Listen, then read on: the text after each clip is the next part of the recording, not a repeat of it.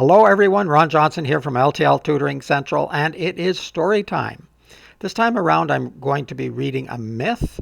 It's called the Pelasgian creation myth, and it's a very old myth. It's from approximately 2000 BCE, so even a little bit before I was born.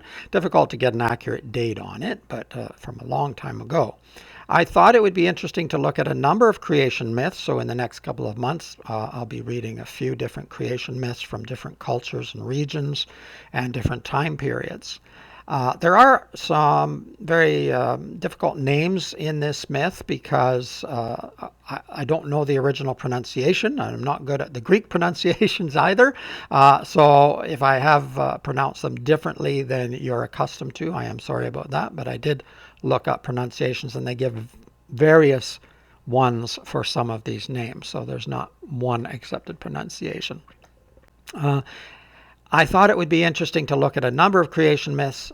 There's a lot of things we can extract from them. Plus, they're just very interesting and entertaining, and thought that it would be a great idea. So without further ado, let's get started on the myth reading.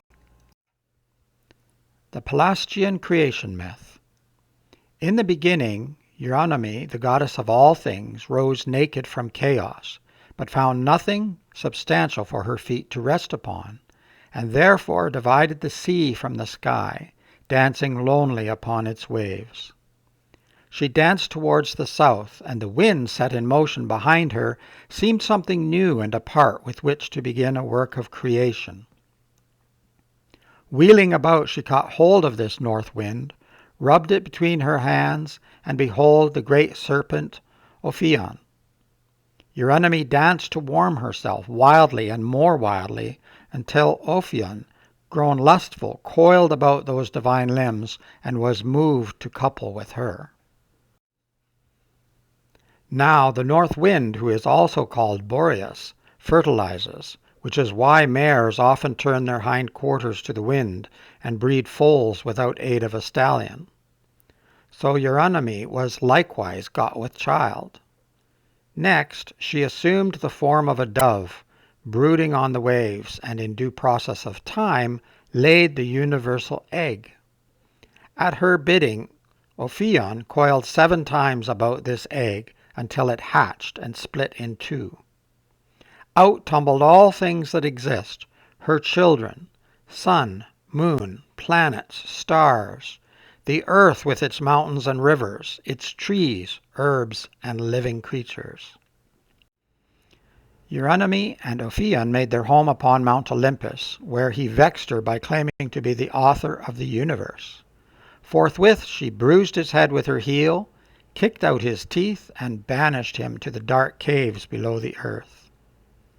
Next, the goddess created the 7 planetary powers, setting a Titaness and a Titan over each.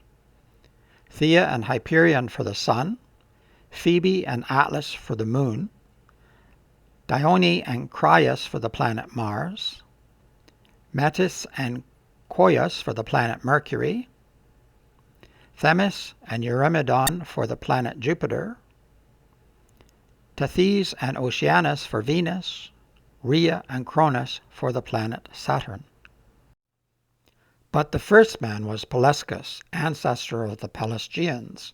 He sprang from the soil of Arcadia, followed by certain others, whom he taught to make huts and feed upon acorns, and sew pigskin tunics such as poor folks still wear in Euboea and Phocis.